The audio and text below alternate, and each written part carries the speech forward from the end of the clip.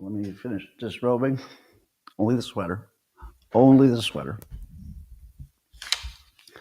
Well, it looks like the stock market's kind of flat, but Bitcoin's up about 6%. Makes sense. Let's get your comments going and we'll have a show. A show of shows. There we go. Do do do do do do do do.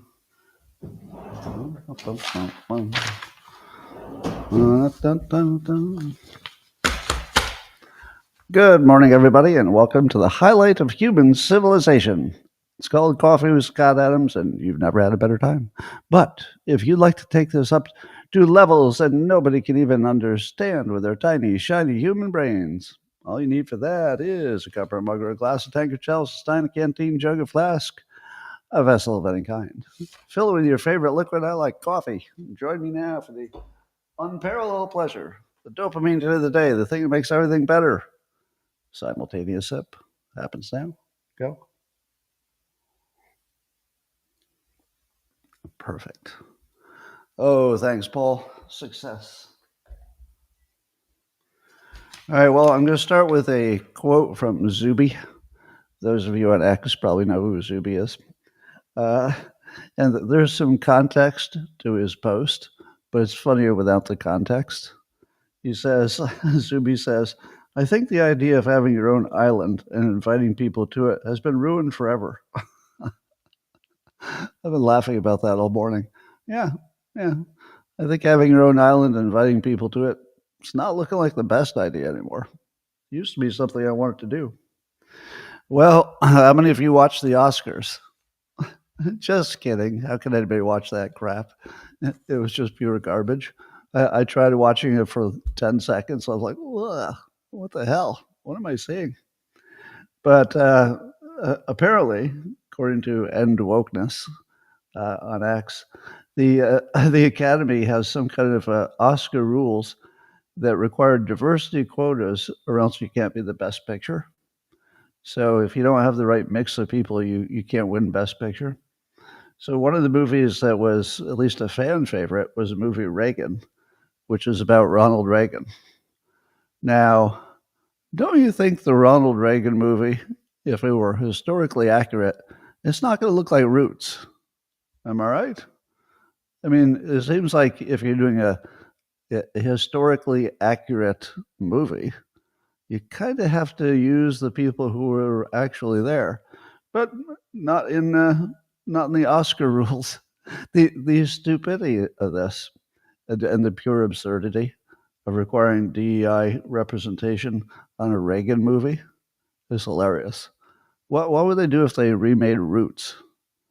Would they say, well, we're going to have to put a lot of these slaves are going to have to be bisexual or something? I don't know how they handle that. But that's not my problem. Nobody cared about it. Meanwhile, in Germany, a car attacked some people. Yeah, a car attacked some people. I read the headlines, and it was a car. And that damn car, you can't trust cars in Germany. In America, you can maybe trust them a little bit more, but even here, it's kind of tough. No, cars will sometimes just turn on people and attack them. Wait, what? Oh, there was a person driving. A person? Well, that wasn't in the headline. I thought it was just the car attacked. Well, all right. I'm not interested in that story because that's the whole story. Some terrorist in a car, I assume it was some terrorist, drove into a crowd of people again. So maybe a little more border control would be good for Germany. According to TechSpot, Rob Thubron is writing that there's a factory that's going to be built that will make humanoid robots, but after a little process, they'll have the robots making other robots. So the holy grail of robots is that the robots make the other robots. And that really does change everything because the cost of robots will go down, etc. And then doesn't it seem obvious to you that the Tesla robot, Optimus, whenever it comes out. Doesn't it seem obvious to you that whenever Musk puts a rocket on Mars, with a heavy payload, because his rockets can handle a lot of merchandise, don't you think he's going to have multiple robots? And the robots are going to set up some kind of a base station and try to figure out how to generate oxygen. If they can power themselves and they've got lots of spare parts, then if one of the robots breaks, the other robots could go fix it with the spare parts. And they can be up there like toiling for years, so that the next time you land a rocket on Mars, you've got a whole like colony. And it's got oxygen and somehow protected from the elements. I don't know how you do that, but so it does make me wonder if this is the beginning of something big. Robots making robots. So Trump is his usual showman, and he's announced that he's going to have a crypto reserve. So he's got some interesting teases today. So he's going to have a crypto reserve in the government, and it would include the obvious Bitcoin and Ethernet, but also XRP and SOL and ADA, and I don't know anything about those. But here's the thing you should know. That's probably the only way America can survive. If you think, well, this is sort of unnecessary and why does he need to be so interested in crypto? It's because you're missing something big. It's unlikely that we'll be able to pay off $35 trillion. But we will be able to inflate it until it's not worth that much. The only thing that'll have value at some point will be crypto. So crypto will go up if it's the right kind. This doesn't apply to every crypto, but Bitcoin is artificially limited by, I guess, the math of it. So the value of a Bitcoin will just keep going up. So I don't make recommendations for your investments. That's not my role, and I'm bad at it. But I do say you should diversify. So diversification is the only financial recommendation I make, because that's the one everybody agrees with. There's nobody in the world who disagrees with diversifying. So you should at least do your own research and see if owning some Bitcoin or Ethernet, maybe. I don't know as much about Ethernet, but not Ether. What is it? Ethereum, not Ethernet. Ethereum. Sorry, I said Ethernet instead of Ethereum. So I would look into it. So my own strategy is I own some, just in case, but it's not a big part of my portfolio. At some point, it might be all of it, just because it increases in value. So that's going to come. Then the CEO of Bank of America says that as soon as it's legal to launch a stablecoin, he's going to do it. Now, a stablecoin would be a crypto that is pegged to the dollar. So if you want to buy something, your stablecoin, whichever one you create, would have the same value as the dollar, and it would just always stay the same. But I'm not sure I'd want one of those. I mean, maybe it's good for some transactions, but if it decreases in value as the dollar deflates, with inflation, I don't know that I'd ever want to hold a stable coin. Seems like the opposite of good financial management, but maybe I'm missing something. Again, don't take my advice for anything financial. I guess tomorrow, is it tomorrow or today, that Doge is going to give the first initial findings about the Department of Defense. Now, remember when Elon Musk was on Joe Rogan and he said that if anybody really knew the degree of corruption, if he said it, he couldn't even say the source of the corruption. He would be murdered. And he's not joking. I mean, he's not joking. He does mean that, and he would be close enough to reality to know that that's true. So the real dangerous one, the most dangerous, is the Department of Defense. Now, think about this. The Department of Defense has never passed an audit. And the NGOs or like just a black box. When money goes to an NGO, nobody knows what happened, and there's no auditing, there's no anything. It basically just goes into people's pockets, a lot of it, and then some of it gets used so they can say, "Oh yeah, we help some poor people." But I think maybe sometimes most of it or a lot of it just goes into these fake jobs. It's like, oh, my spouse is a consultant. She earns $1 million a year, so let's put her on this NGO. And you wouldn't know. There would be no reporting that somebody put their own wife on an NGO and cashed her out for $1 million a year. So I assume that's happening in a massive way because it'd be such an easy fraud to do. And it wouldn't even be fraud because if she really did a little bit of consulting, what are you going to do? She's just overpaid. So it's sort of the perfect crime. Apparently, Trump is going to make some kind of investment announcement at 1:30 Eastern time today.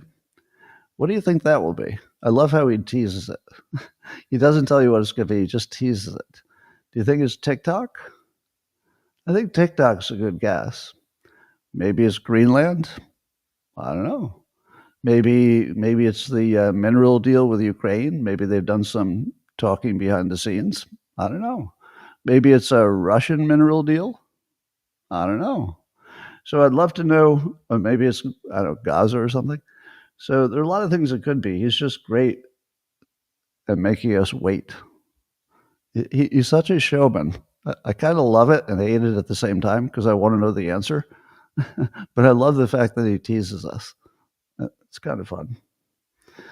And then he said, I think this is separate. He said that tomorrow night will be big.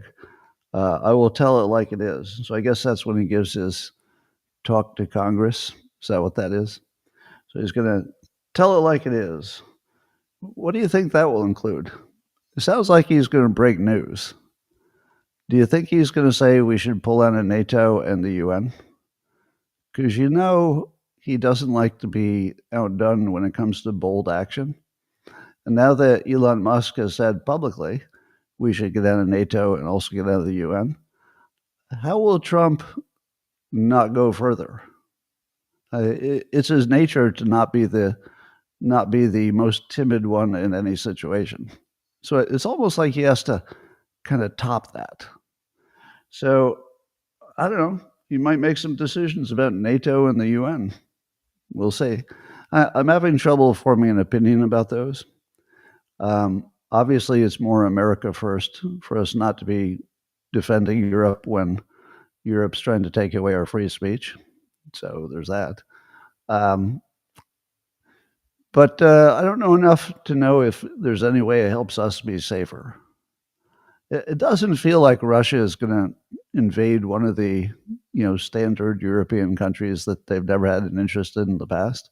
They might do a little more adventurousness where there are Russian-speaking people, and maybe more than that.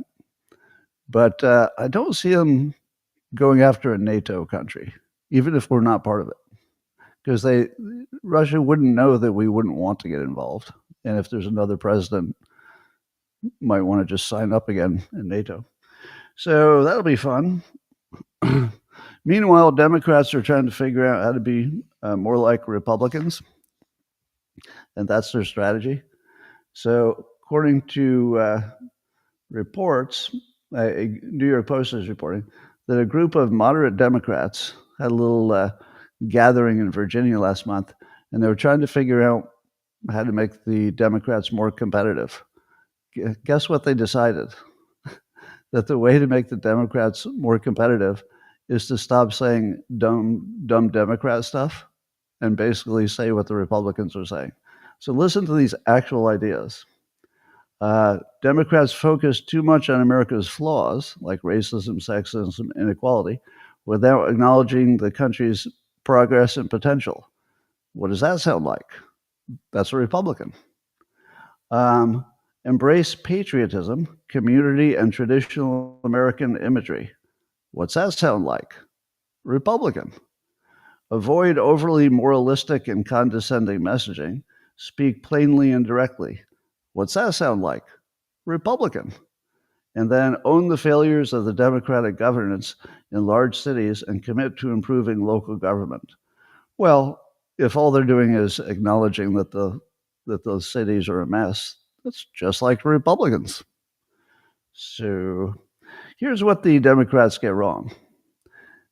Trump, as far as I can tell, is authentic, meaning I'm not aware of anything Trump has ever suggested or done an executive order on that wasn't right in the middle of his historical opinion about things.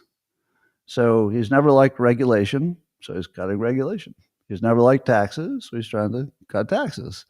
And he's never liked war, so he's trying to get in a war. But when I look at the Democrats, they're literally theater kids, and they're trying to figure out how to pretend to be Republicans so they can win elections. It's so obvious that they don't feel these things because they're not saying be authentic and just say what you mean, because they know that just crazy shit would come out. It's like, oh, got intersectionality, we got more DEI, everybody's a racist. So they can't do that. So they have to literally pretend that the last 20 years didn't happen and they never meant any of that in the first place.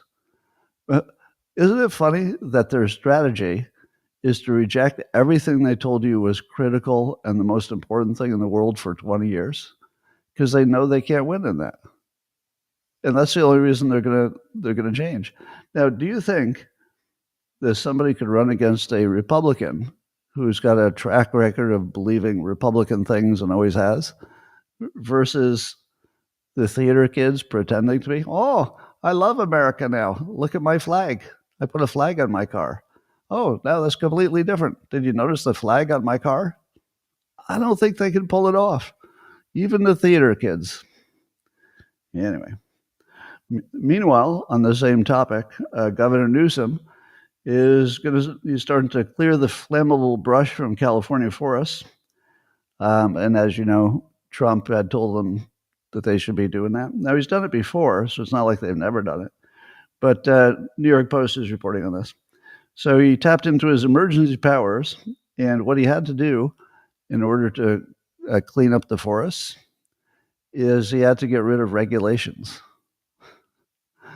Okay, what's that sound like? So he uses his emergency powers to get rid of several regulations. There were more than one, because they just couldn't do the common sense thing of making the forests, less susceptible. So isn't that just being a Republican? Like, are we not supposed to notice that the only useful things they're doing are directly cribbed from the party that they say are Hitler? Yeah, you guys are all Hitler, but you got a lot of good ideas. So, if you get rid of the Hitler part, I like the part about no regulations and cleaning up our forests. It's just crazy stuff. Anyway, that's happening. So this would be the opposite. This would be California Democrats acting like Democrats. You won't even believe this one. If you haven't already heard this story, you're going to think I made it up, because it is so freaking dumb. So there's a bill being introduced, so it's not passed, it's just a bill, that would require homeowners to, quote, exhaust every reasonable means to escape if bad people break into your house while you're there. So you can't confront them, especially with deadly force, or else you'll face homicide charges. The post-millennials writing about this, Hayden Cunningham. Now, can you even believe that's real? Now, it's not real yet because it hasn't been voted on, but it's a Democrat plan in a Democrat state. So I don't know if there's a good chance of it being passed. But can you even imagine what this does? So again, it's the don't understand human motivation. It's just so consistent. If you say, there's a rich house over there, and even if they have a gun, they can't use it because they'll go to jail for murder. So go ahead and break into that one. And if they try to escape, just let them. and they'll have to run out the door and let you loot it, at your leisure. Now, of course, the first thing I think is, how are they going to know you exhausted all your options? If the police arrived and there's 3 home invaders bleeding to death on the ground and they're already dead, are you going to be able to say, well, are they going to say to you, did you exhaust all your options? Or are you going to say, yeah, they wouldn't let me leave. There was nothing they could do. They threatened to kill me. I've exhausted all my options. So you're kind of forcing homeowners to lie to protect their own home. It's the craziest thing. And every time the Democrats come up with a new idea, it feels like it's designed to drive Californians out of their houses. Let's raise the taxes on your house. What? Okay, I'm not even sure I'll be able to stay in my house. Let's give you no insurance. You won't be able to buy fire insurance. What? Everybody can buy fire insurance. Nope, not you. Not in California. Well, but what are the odds of a fire? Oh, really high. Really high. We're going to make sure that we haven't taken care of that. Now, maybe that's changing with Newsom. But, the stores are going to be available for people to just take anything they want. It just all seems like it's the same thing. It's like Democrats are literally trying to take everything you have and give it to people who have been in the country for a month. And it's so consistent. It's hard to imagine it's any kind of accident because the theme is just so striking. It's so obvious. Anyway, according to the New York Post editorial board, the Western countries must soon admit it. The Paris Accord, that's the climate change agreement, was a disastrous mistake. Now, of course, Trump is pulling out, or has pulled out, as he did in the first term, but Biden put us back in there. So here's what has been accomplished after trillions of dollars have been spent trying to curb greenhouse gases. Trillions. Global emissions have increased by 6% since the Paris Accord was signed. And of course, the main reason is that China and India were just going nuts. And of course, the carbon doesn't respect borders, so everybody's got more. But here are some of the things that some individual companies did. So Germany, trying to be as green as possible, not only tried to phase out its fossil fuels, but even shut down all its nuclear reactors, because somehow they were convinced that nuclear reactors were not green. That's the greenest technology there is. Ask France. It's not like France didn't exist, which has a very robust, nuclear energy, sort of the envy of other countries, I would say. It's not like Germany didn't notice that France was in a much better situation. So they basically crippled themselves so that energy is hard to get, which means the price will be high, which means the things they manufacture will be a higher price. But it gets worse. Well, actually, the Germans voted for a change in direction. This is also from the New York Post. So they've got a new person there. They elected Friedrich Merz. So he said he's going to prioritize the economy over warring on carbon. So what does that sound like? A Republican. It's just a Republican. But here's the one that blew me away. British economic growth has been anemic for years. And one of the biggest reasons is because the industrial and commercial electric rates in the UK are among the highest in the world. It's 4 times more expensive, just energy-wise, to make something in the UK, just the energy part. Now, of course, that's always a big part. So how can they even be globally competitive if they've crippled themselves so every single thing they make is going to be wildly overpriced compared to everybody else? And they didn't see that coming. Like nobody could see that coming. It was the most obvious thing you could ever imagine, that if you use less efficient forms of energy, prices go up. If you close down other forms, prices go up. And So they call him an economist. Bjorn Lomborg. I wouldn't call him a climate change denier. Rather, he's that even in the worst case scenario, it doesn't look like it'd be that bad. So he points out that even if global warming is kind of what you think it is, and by the way, I don't think he calls himself an economist, but the New York Post did. And he said that the difference would be that by 2100, your growth would be 435% instead of 450%. Basically, you wouldn't even notice the effect of climate change on your economy in between now and 2100. That's a long time. Long time. Well, in related news, and I'd like to say before I start, you're taking my CO2. It's my plant food. All the plants are going to die. If you try to take the CO2 out of the air, all the plants will die. Don't you understand? It's plant food, you fool.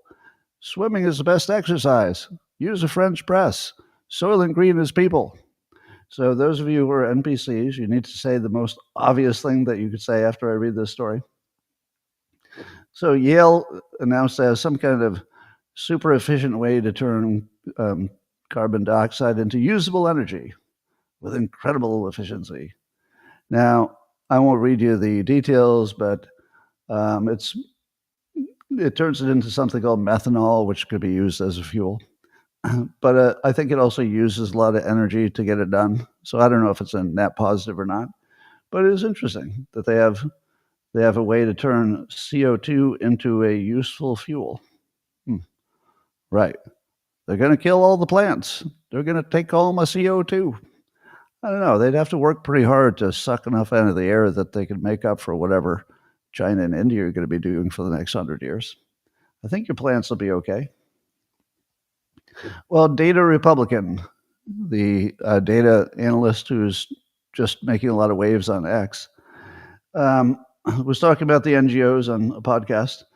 And I think I heard that there are 55,000 NGOs. In other words, 55,000 entities that directly or indirectly take money from the United States government and have no accountability. 55,000 of them. If you have any doubt that this is a money laundering operation, in addition to it might do some good things, but it seems like it's at least half of it is money laundering, but also a sort of a parallel government, because they can control so much through the NGOs, everything from censoring people to all kinds of, probably some lawfare, just all kinds of things. So it's a way to control the country, but also probably a money laundering thing. But Data Republican says that 7,000 of them are politically connected and hoarding 90% of all the taxpayer money meant for nonprofits. So apparently there's about $300 billion a year that our government puts into these NGOs, and with zero transparency. So nobody knows where the money goes after it goes there. Isn't that mind-blowing?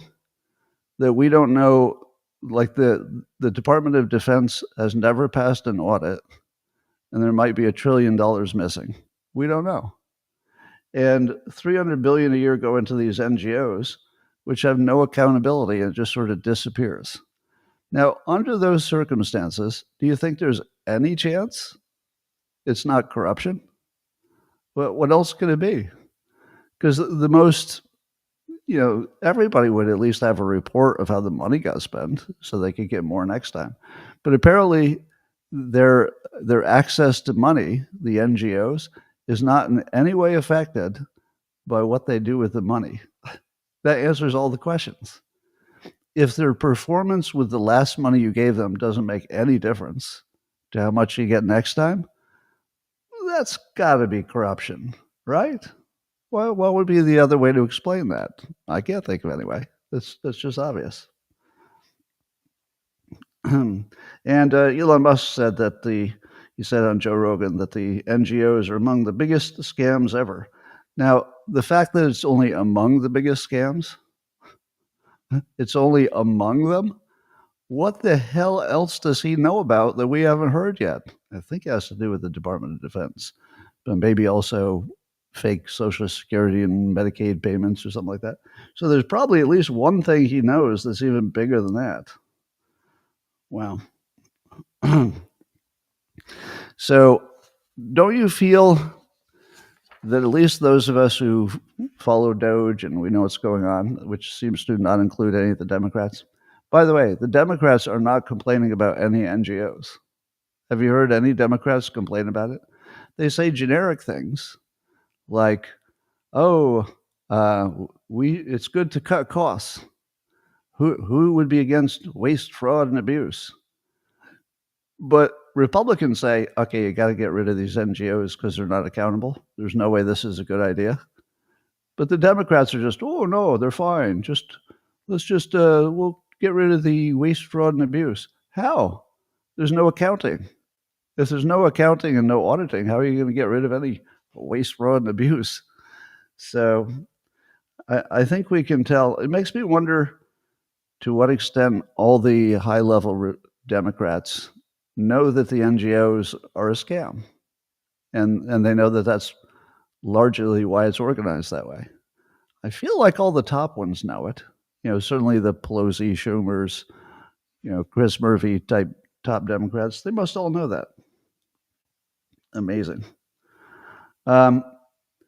So I guess Keir Starmer, he hosted 20 of his allies to talk about what to do with Ukraine now that the United States had a bad meeting with Zelensky. But here's something that Trump does all the time that I've talked about a number of times, but I don't think I've talked about it once during his second term. I talked about it a lot during the first term. Trump always finds these weird little situations where he has two ways to win and no way to lose. So that's what happened with the dust up with Zelensky. One way to win is that he would slap Zelensky back into line, and then the deal would be signed. And at least during his term, probably Putin would pull back. Now, I don't know that that would last forever, but Trump would be able to claim victory if he got a good deal. And then he, said, look, 4 years and Putin, well, I guess it'd be 3 years and Putin has pulled his military back. Everything's looking good. But if that didn't happen and the deal blew up, then he can say, all right, we're getting out of NATO because you guys are basically worthless and it's not good for America. If the Zelensky meeting had not gone the way it did, could he have sold getting out of NATO? Now, I don't know if he can or will try, but he can now. Like that opened the door to, all right, maybe we should rethink this whole situation. So he's got two ways to win. He either gets the deal and 3 years of no Putin invading, he'll look like a hero, at least for 3 years. And the other way is that he gets to pull out of NATO, save a bunch of money, and let Europe defend itself. Maybe he even gets rid of the UN at the same time. So I don't know if that might be one of the announcements or the hard truths he's planning to give when he gives his speech. But am I wrong that he found a way to have two ways to win? There really wasn't a way to lose. He could either win pretty good or he could win huge. And it looks like he's leaning toward winning huge. But I think Zelensky said, well, we could still make a deal.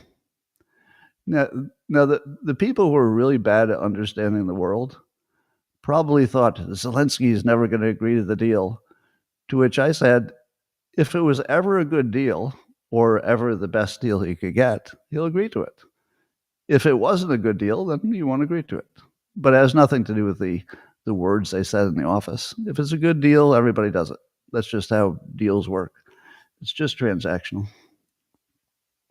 Well, apparently European leaders, according to Fox News, Michael Ali, they're a little bit on edge because Trump is thinking about, they think Trump might pull 20,000 troops out of Europe. The current number, the number of U.S. troops in Europe, according to Fox News, fluctuated between 75,000 and 105,000. Now, I think Biden increased it. So losing 20,000 out of 100,000, I feel like that wouldn't leave Europe unprotected, but it would save some money, perhaps. So yeah, I think that'll probably happen. I think it's funny that the UK is calling their idea for having France and the UK and Europe uh, putting actually military forces, boots on the ground in Ukraine to prevent further Russian attacks. They're calling it the coalition of the willing, the coalition of the willing. So I think that would make America the coalition of the unwilling. Like, maybe not. Maybe you could go do it yourself. How about that? Coalition of the unwilling. Meanwhile, Representative Andy Ogles from Tennessee, Republican, is pursuing legislation to amend the Constitution to give Trump a third term. Now, I would say the odds of that a constitutional amendment passing to give Trump a third term is basically zero. So I don't think it's going to happen. But it makes you wonder. And this is reported by Just the News. Makes you wonder: does he really think that could happen? Like that's what he's going to spend his time on? Something that has no chance whatsoever of passing, unless something outside of the legal process happened, which I hope not. So let me say unreservedly, I am not in favor of a third Trump term. Not in favor. Now, I might be if we didn't have J.D. Vance and others who are pretty strong. But I feel like Trump has now set the stage. He created the frame, and the Republicans have a pretty good bench. They've got some strong players. So once he's sort of created this idea of what can work and what can be popular, it seems to me that you don't need somebody who's in his mid 80s and everybody's calling him a dictator because he served more than 2 terms, however it happens. So I'm against it. I don't want a president who's that age. What a third term would look like. I don't want that age. Although I must say, Trump currently, he just looks great for his age. He looks great. Anyway, remember I told this story about Norway? Norway had this big fuel depot that would fuel American warships that were in the area around Norway. And they were mad about the Zelensky meeting. So they decided that they wouldn't sell fuel to the American Navy around Norway. And I said, what kind of an idea is that? They've decided to punish themselves by making less money and being less safe. Because it's not like we're going to rush to protect them if they're not going to sell us fuel for our naval ships. Well, it took about 1 day for the government of Norway to say, this is again Michael Lee from Fox News, the government of Norway to say, no, we don't mean that. No, we're totally going to sell you fuel. Everything's fine. Don't worry about that. So there must have been some crazy person in charge of that big fueling company in Norway. But they straightened that out. According to Unusual Whales on X, Pete Hegseth, he's the defense secretary, has told Mexican officials that if Mexico didn't deal with what he calls the collusion between the country's government and the drug cartels, the U.S. military was prepared to take unilateral action. Actually, this is per the Wall Street Journal. And then the New York Times reported that the cartels were, I don't know how much you can believe. You tell me if this even sounds believable. Do you believe that the cartels are literally afraid already because if they go to sleep, their house might blow up? And it says there are people who are shutting down their fentanyl labs and people are, not sleeping in one place and that they're all worried and that the government of Mexico, probably working with the U.S., has already arrested a whole bunch of people and severely weakened the Sinaloa cartel. Do you believe that? I don't know. It's hard to imagine that it could be true that Mexico is making great inroads, weakening the cartels, at the same time that Hegseth is complaining that the government is working with the cartels. Now, obviously, that could be different people. The leaders maybe not, but maybe the middle people, maybe yes. Just speculating. So I've always imagined it's a hybrid situation where some members of the government are just absolutely on the take, and support the cartels one way or another, and maybe some people aren't, and the people who aren't probably get killed. So in the long run, it seems like they would all be supporting the cartels, or they'd be dead. So I wouldn't trust anything that comes out of the Mexican government on that topic. Now, I promised you that this would be a short show, and it is. So that's all I had to talk about today. I'll talk to the people on locals for a minute, but the rest of you, thanks for joining. The news is only funny when Trump is directly involved. So only Trump related stuff is like worth talking about. The rest is like blah blah blah. So you wouldn't be surprised by the rest of the news. All right. So I'm going to say bye to Rumble and X and YouTube and locals. I'm going to say hi to you guys. Thanks for joining.